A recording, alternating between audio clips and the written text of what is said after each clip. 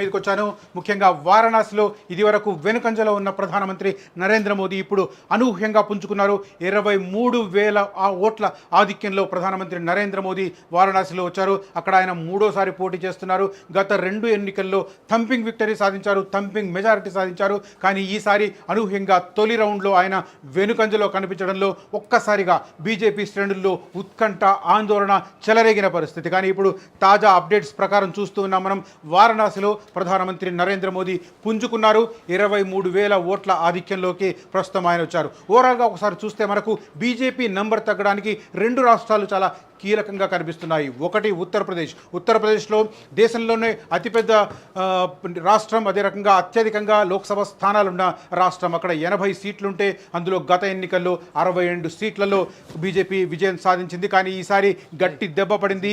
ఇండి కూటమి ప్రభావం గణనీయంగా చూపించింది. దాంతో అక్కడ చెరి సగం స్థానాలను దక్కించుకునే పరిస్థితి కనిపిస్తుంది. ప్రస్తుతానికి అందుతున్న సమాచారం ప్రకారం ఉత్తరప్రదేశ్లో 80 సీట్లుంటే బీజేపీ 40 సీట్లలో ఆధిక్యంలో కొనసాగుతుంది. కాంగ్రెస్ పార్టీతో సహా సమాజ్వాదీ మిత్రపక్షాలు కలిపి 39 స్థానాలలో ఆధిక్యంలో కొనసాగుతున్న పరిస్థితి. ఒక చోట ఇతరులు ఆధిక్యంలో ఉన్నారు. సో ఉత్తరప్రదేశ్ బీజేపీని గట్టి దెబ్బ కొట్టింది అనుకోవచ్చు. ఉత్తరప్రదేశ్లో ముస్లిం ఓటర్లు పోలరైజ్ అవడం బీజేపీకి ఒక విఘాతం కలిగించే రకంగా డెవలప్మెంట్గా జరిగిందని చెప్పుకోవచ్చు. ఇక రెండో అతిపెద్ద రాష్ట్రం 48 సీట్లున్న మహారాష్ట్రలో కూడా కాంగ్రెస్ కూటమి, ఇండి కూటమి ప్రభావం గణనీయంగా కనిపిస్తుంది. 3 ప్రధాన పార్టీలు, కాంగ్రెస్, ఉద్ధవ్ ఠాక్రే వర్గానికి చెందిన శివసేన, అదే రకంగా శరద్ పవార్ వర్గానికి చెందిన ఎన్సీపీ పార్టీ, ఈ 3 కలిపి పోటీ చేశాయి. ఎక్కడ కూడా మంచి ఇంపాక్ట్ చూపించిన పరిస్థితి కనిపిస్తుంది.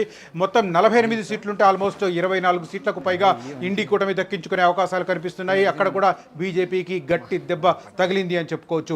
ఓవరాల్గా మహారాష్ట్ర, ఉత్తరప్రదేశ్ 2 రాష్ట్రాలు బీజేపీకి విఘాతం కలిగించే రకంగా దెబ్బ కొట్టాయి. సో దానివల్ల వాళ్ళు అనుకున్న లక్ష్యానికి సుదూరంగా ఆగిపోయే ఇండికేషన్స్ కనిపిస్తున్నాయి. ఓవరాల్గా ఇప్పుడు అందుతున్న సమాచారం ప్రకారం చూస్తే మొత్తం 543 సీట్లకు సంబంధించిన అప్డేట్స్ మన దగ్గర ఉన్నాయి. ఎన్డీఏ కూటమి 275 సీట్లలో ఆధిక్యంలో కొనసాగుతుంది. అంటే కావాల్సిన మ్యాజిక్ మార్క్ అంటే కొద్దిగా మాత్రమే ఎక్కువగా కనిపిస్తుంది. అదే రకంగా ఇండి కూటమి 240 సీట్లలో ఆధిక్యంలో కొనసాగుతుంది. ఇతరులు 28 స్థానాలలో ఆధిక్యంలో కొనసాగుతున్న పరిస్థితి ఇప్పటికిప్పుడు నేషనల్ పిక్చర్ని చూస్తే. ఇక మన తెలుగు రాష్ట్రాల విషయానికి వస్తే, ఆంధ్రప్రదేశ్, తెలంగాణ రాష్ట్రాల విషయానికి వస్తే, తెలంగాణలో మొత్తం 17 సీట్లకు సంబంధించిన అప్డేట్స్ వచ్చాయి. చెరి సమానంగా కాంగ్రెస్, బీజేపీ నువ్వా నేనా అన్నట్లుగా చెరి 8 స్థానాలలో ఆధిక్యంలో కొనసాగుతున్నాయి. తొలి వెలుగుకు సంబంధించి ప్రీపోల్ సర్వేలో ఇదే వ్యక్తమైంది. ఆ తర్వాత ఇప్పుడున్న పరిస్థితి ప్రకారం కూడా అదే కనిపిస్తుంది. తెలంగాణలో మొత్తం 17 సీట్లుంటే 8 సీట్లు బీజేపీకి దక్కే అవకాశం కనిపిస్తుంది. కాంగ్రెస్ పార్టీకి 8 సీట్లు దక్కే అవకాశం కనిపిస్తుంది. ఎంఐఎం పార్టీకి హైదరాబాద్లో సీటు దక్కే అవకాశం కనిపిస్తుంది. నిజామాబాద్, ఆదిలాబాద్, కరీంనగర్, మహబూబ్ నగర్, చేవెళ్ళ, అదే రకంగా మల్కాజ్గిరి, సికింద్రాబాద్ స్థానాలలో మనకు బీజేపీ ఆధిక్యం కొనసాగుతుంటే మిగిలిన స్థానాలలో కాంగ్రెస్ పార్టీకి సంబంధించిన ఆధిక్యం కనిపిస్తుంది.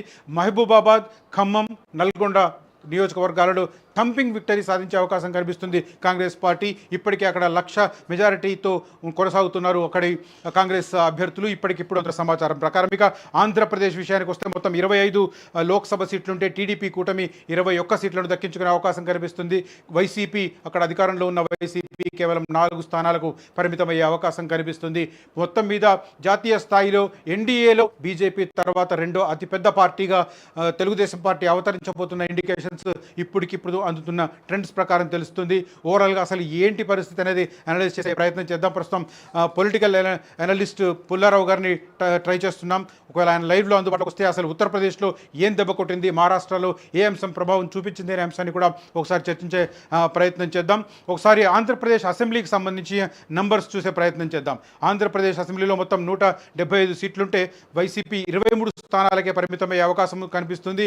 ఇది ఒక ఇంట్రెస్టింగ్ డెవలప్మెంట్ అనుకోవచ్చు. ఎందుకంటే గత ఎన్నికల్లో టీడీపీకి 23 నంబరే ఇప్పుడు వైసీపీకి దక్కుతుందా అన్న అనుమానాలు కలుగుతున్నాయి. అదే సమయంలో గత ఎన్నికల్లో వైసీపీకి దక్కిన 152 సీట్లు ఈసారి టీడీపీ కూటమికి దక్కుతాయా అన్న ఇండికేషన్స్ ఇప్పటికిప్పుడున్న పరిస్థితిని విశ్లేషిస్తే కనిపిస్తుంది మనకు. మొత్తం ఆంధ్రప్రదేశ్లో 175 సీట్లుంటే వైసీపీకి కేవలం 23, టీడీపీ కూటమికి 152 సీట్లు దక్కే అవకాశాలు ఇప్పటికిప్పుడు అందుతున్న ట్రెండ్స్ ప్రకారం తెలుస్తుంది. అయితే ఇదే ట్రెండ్ చివరి వరకు ఓట్ల లెక్కింపు ముగిసే వరకు కొనసాగుతుందా, లేకపోతే పరిణామాలు ఏమైనా మారుతాయా అన్నది మాత్రం చర్చనీయాంశంగా మారుతుంది. జాతీయ స్థాయిలో మాత్రం చాలా interesting development. NDA cake walk లాగా మరోసారి విజయం సాధిస్తుంది అని అనుకున్నారు అందరూ.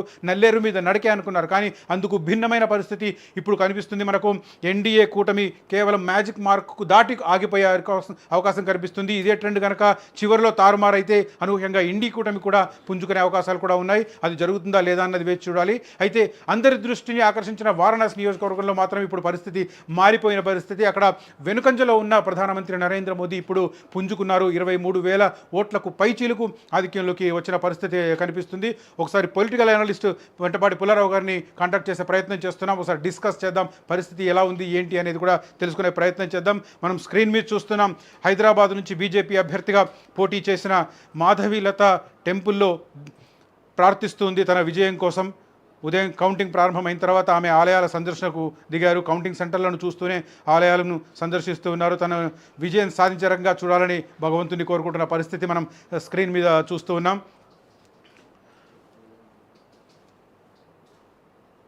సో ఎన్నికల ఫలితాలు అనూహ్యంగా వెలువడుతున్న పరిస్థితి.